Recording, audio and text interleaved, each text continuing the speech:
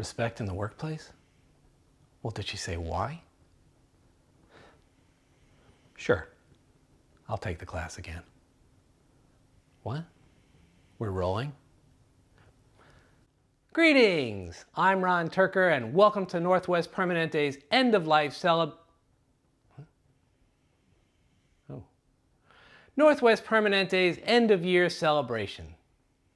Even though we can't get together in one room, sharing a meal, toasting, drinking, and toasting some more, we can get together virtually, and HR says that's probably for the best.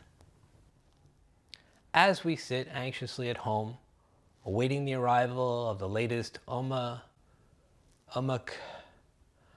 God, I can't believe there's another variant. We must remember that we're healthcare providers, and we have to be there for our patients, our colleagues, and anyone who might need us. With that in mind, let's talk about what really matters in modern healthcare. Email. Recently, our inboxes have been chock full of vital information. It can be hard to keep up, so our leadership asked if I could bring the group up to date. With that in mind, let's dive in, shall we? Oh, here's one. It turns out, over the last couple of years, we've been having a pandemic. And apparently, it's raging out of control due to our unwillingness to stop it. Isn't that something? If my Jewish grandmother were alive today to see such a shanda, she would have probably said something like, Schiffel mit den Idioten, oi vergräumen jam. The rough translation of her country club Yiddish would be, Sweet Jesus, we cured polio for God's sake. I'm just kidding. They never would have let her in the club. Oh, well, here's a batch of emails from March 2020, when we were all scrambling to find PPE. Remember that? This one says, feel free to cut up hefty bags for gowns and pillowcases for masks. Oh, and you may want to dust off your college chemistry goggles. You're gonna need them. Do you remember when we wore riot shields to clinic? That had to be a reassuring look. Do you remember stripping down in the garage and running upstairs to the shower? I do. Of course, I was back in high school, out blowing doobies with my friends. My mother called up the stairs. What the hell's the matter with you? Nothing. I just felt like a shower and a bag of chips. These are soggy. Do you remember when an N95 mask was like the holy grail of PPE? I ordered mine online, and for $100, all I got was a box of N23s. Ever use those? They're kind of porous. I don't think they'd stop a virus, or even a bacteria. But I figured I'd use them anyway. I mean, maybe they'd stop one of the larger organisms, like a pigeon, a pudgy pigeon. Basically, I spent the first month of the pandemic with a pair of mesh panties on my face. So you can imagine how excited I was when I was scheduled for my N95 fitting. Now, to test the fit, they wave a nasty odor under your nose. I wanted that mask so bad, I lied and told the tester lady I couldn't smell a thing. But she was good at her job. She said, can you smell this? No. How about this? No. Then she upped her game. How about this? That's when I folded. Apparently, she'd eaten lunch at Baja, not so fresh. Once I got my N95, I kept it in a little Tupperware lockbox. I sprayed it with Lysol every night.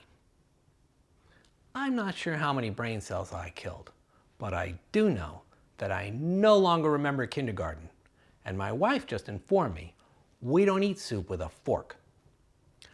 Well, here's an email from late December 2020. The vaccines are coming. Now, some people asked me if I was going to wait to see if they're safe. Hell no. I'm the guy who back in med school signed up for every paid drug trial I could find. I'm the guy who let them strap me like Jesus to a tilt table while they pumped norepinephrine in one vein and insulin in the other. Then they took that table and shot it straight up. That's when I saw God. Well, after they were done resuscitating me, they handed me $75. I handed it back and asked if I could go again.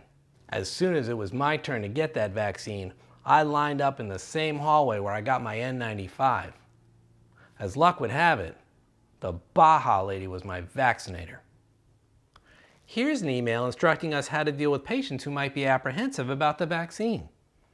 Those who feel that scientists aren't telling the truth and that maybe we're trying to pump them full of microchips and poison. Sometimes people aren't comfortable with the vagaries of science.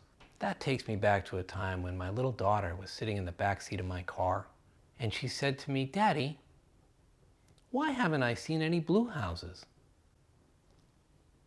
"I don't know," I said. "Maybe there are no blue houses on this block." And as we came around a corner, she pointed up the hill at this beautiful blue house and said, "Liar!" Ah, here's a rare email. This one's from Mike McNamara. Gosh, you hardly ever see one of those. If emails were like baseball cards, an Ichiro Suzuki email would be worth about 10,000 McNamaras. This email's talking about Epic. For those of you who don't know, Epic is the system we use to torture each other with unreadable garbage. It's the Rubik's Cube of disingenuous billing data. Oh, and you can also write stuff about patients. Now here's where I get on my soapbox. Why a soapbox? Because I'm short. And because I'm trying to get a point across. Shorter is better. Especially with chart notes. I teach my students the essentials of note writing. Who are we writing to? What are we writing? What we heard, what we saw, what we felt, what we were thinking, and what we plan to do next. That's it. Well, that's what it's supposed to be anyway. Instead, we write our notes like we're writing letters to someone near and dear to our hearts. My darling billing department. It's been 15 minutes since our last encounter. Things here in the emergency room are tough. Another level 5 visit just came rolling through the doors, and you can imagine my dismay when I heard that Epic was down, and they wanted me to write my notes by hand. Hand write, while my texting thumb is in a splint. The woman before me, she has a sorely sprained wrist, and without my template, how am I to document her cremasteric reflex? And since she lacks testicles, would that be wrong? We endeavor to battle on, but we could use reinforcements, or perhaps another box of donuts. Yours most truly, Dr. Blatant of Coda. Why would we do stuff like this? Because we're greedy? I'd argue no. It's how we're trained. We're told it's expedient. And because we're cows. Follow me. This'll take a minute. We all know the story of the cows grazing on a patch of dry brown grass, while next door the pasture was lush and green. But the farmer had come and told them it was better for everyone if they left that alone until next year. And then the farmer hopped in his truck to head to town for supplies. Well, as soon as the truck nuts of his Ford F-U-50 disappeared over the hill, a morally bankrupt cow headed straight for the green grass. At first, the other cows were appalled, but after a while, a few joined her, and then a few more, and so on, and so on, until all that was left on the dry brown grass was a disappointed, yet morally incorruptible cow. Now you may see this as a metaphor for the economic scarcity principle, or the inherently corrupting nature of fee-for-service medicine. I, on the other hand, see it as the gripping parable of the Bodhisattva, cow of enlightenment. Here's the good news. We no longer have to pad our notes with crap. If you haven't heard, the feds changed the rules, and as of January, we can now bill based on time and the complexity of a visit. So we can stick to the pertinent facts, and we no longer have to ask our patients if they've ever had sex in Saskatchewan, although I'll admit to being curious. Now, a lot of people are wondering why they haven't heard about these new rules. Funny coincidence. Seema Verma, the head of the Medicare and Medicaid services, picked January 6th to announce her new Patients Over Paperwork initiative. But as she stood on the Capitol steps and yelled to the crowd below, "Hey gang, this makes more sense," all they heard was, "Maybe we should hang Mike Pence."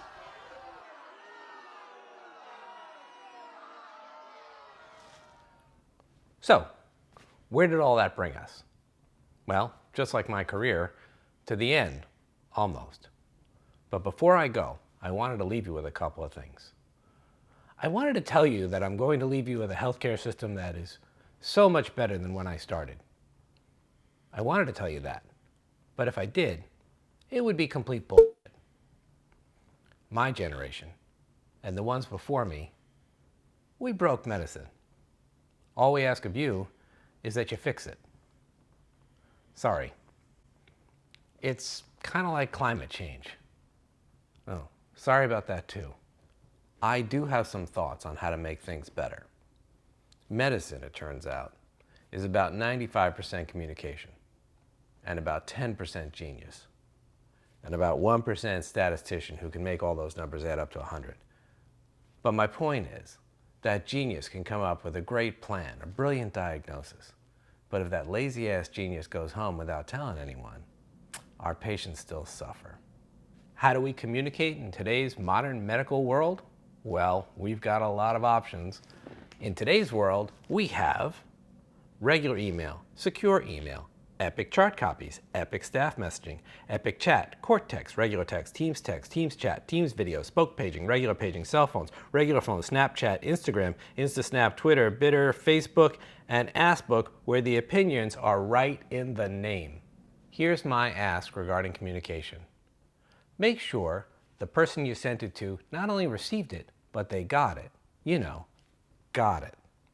If someone sends me a staff message that says, "Please read the email I sent you and respond to me on Cortext," I've already got the message. It's a 2-word sentence, and the second word is me. If it's that important, I've got a great idea. We have a new invention. It's called the phone. Or you could even visit me in person. I promise I'll wear my mask. Speaking of which, the whole anti-mask thing, I find it confusing. I'm a surgeon. I've been wearing a mask for 40 years. Now, I understand the whole inhibiting liberties by making people wear a piece of cloth over a body part they're not used to. But really, if I show up to church on Sunday without pants on, they probably won't let me in. But the reality is that I'm much less likely to infect people with what's going on down there than I am with what's going on right here. I digress. What I'm saying is, in medicine, it's safer if we were to cut these portals down to maybe the 3 or 4 we used to have. Don't just hit CC chart or refer to specialist if you're not sure what to do. Because remember, it could cost that patient $300 to $400 to find out they never needed to be seen. If it's time sensitive, go ahead and call the specialist. Call that surgeon. Ask them what they think the best course of action is. I know. Surgeons can be difficult to talk to, which is why Dr. Parsons came out with a new class, Mastery of Surgical Communication, or Don't Be a Butt. Be good to each other, be good to the patients. We can do things a lot better for a lot less. Well, that's my time for tonight and this career. I appreciate spending those minutes and those decades with all of you. Well, almost all of you. Oh, one last thing. For anyone who I might have offended along the way, I just wanted to say, I'm pretty sure you deserved it. What? That's why I have to go to the class? Good to know. Good night.